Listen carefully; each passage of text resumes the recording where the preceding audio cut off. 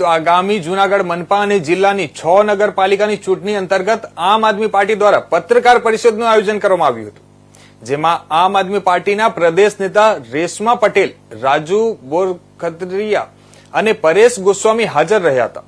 આ તકે આમ આદમી પાર્ટી દ્વારા જણાવવામાં આવ્યું હતું કે આગામી મનપા ચૂંટણીમાં મજબૂત ઉમેદવાર હારે તેઓ ઉતરશે।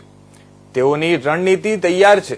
ભાજપે મોટો ભ્રષ્ટાચાર કર્યો છે, માટે એક મોકો આપણે આપવાનું આહ્વાન કરાયું છે। આ તકે ભ્રષ્ટાચાર મુક્ત શાસન આપવાના વચન પણ અપાયા છે। ઉપરાંત મેનિફેસ્ટો ટૂંક સમયમાં જાહેર કરાશે તેવી વાત કરાઈ હતી। ભાજપના શાસનમાં લોકોને અનેક હાલાકીનો સામનો કરવો પડ્યાની વાત કરાઈ હતી। ઉપરાંત જિલ્લાની 6 નગરપાલિકામાં આમ આદમી પાર્ટી ચૂંટણી લડશે તે અંગે સ્પષ્ટતા કરાઈ હતી। મહત્વનું છે કે જૂનાગઢ જિલ્લાની બાટવા, માણાવદર, વંથલી, વિસાવદર, ચોરવાડ અને માંગરોળ નગરપાલિકામાં પણ ચૂંટણી યોજાશે।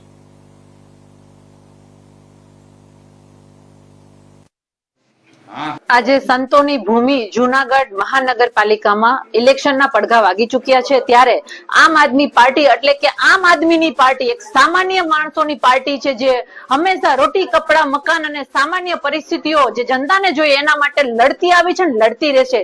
ત્યારે અમારા પ્રામાણિક અને નિષ્ઠાવાન અને મહેનતુ ઉમેદવાર અમે મેદાને જંગમાં ઉતારશું અને ભ્રષ્ટ ભાજપના જે કુશાસનો છે એને ઘર ભેગા કરીશું એ વિશ્વાસ સાથે અમે ચૂંટણી મેદાનમાં ઉતરવાના છીએ। અને આગામી જે ઇલેક્શન મહાનગરપાલિકાની જે ઇલેક્શન છે એમાં જનતાએ જે ભ્રષ્ટાચાર સહન કર્યો છે પ્રજા સત્તા પક્ષનો, અને જે અત્યાર સુધી જે લાલિયાવાડી ચાલી છે, લોકોના કામ થતા નથી, કોર્પોરેશનમાં જાય છે તો લોકોને ડરી ડરીને જવું પડે છે, કોઈના કામ થતા નથી।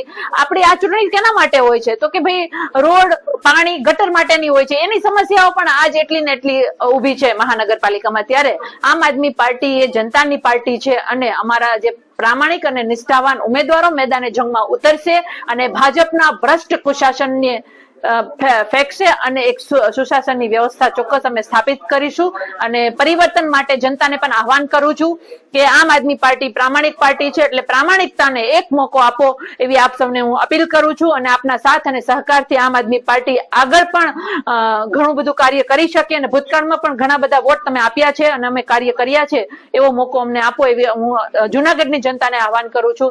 અને આગામી ઇલેક્શન અમે ખૂબ જ રણનીતિ અને મજબૂતાઈથી લડવા માટે સજ્જ છીએ। હું રાજુભાઈ બોરખત્રિયા, આમ આદમી પાર્ટી પ્રદેશ સંગઠન મંત્રી સૌરાષ્ટ્ર। આજની અમે લોકો પ્રેસ વાર્તાની અંદર એક મહત્વની બાબતો ઉપર ચર્ચા કરીએ છીએ કે આવનારી મહાનગરપાલિકા અને જે નગરપાલિકા અને પેટા ચૂંટણી જે અમુક છે તાલુકા પંચાયતની, એ તમામ ચૂંટણીઓ ઉપર આમ આદમી પાર્ટીએ પૂરા દમખમ સાથે લડવાની છે।